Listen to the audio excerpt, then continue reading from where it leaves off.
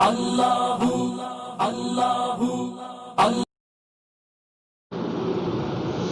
الله الرحمن الرحيم. الحمد لله رب العالمين، والصلاة والسلام على سيد الأنبياء والمرسلين وعلى آله وصحبه أجمعين. أما بعد، فإن أصدق الحديث كتاب الله، وأحسن الهدي هدي محمد صلى الله عليه وسلم، وخير الأمور عبازمها، وشر الأمور محدثاتها، وكل محدثة بدعة، وكل بدعة ضلالة، وكل ضلالة في النار.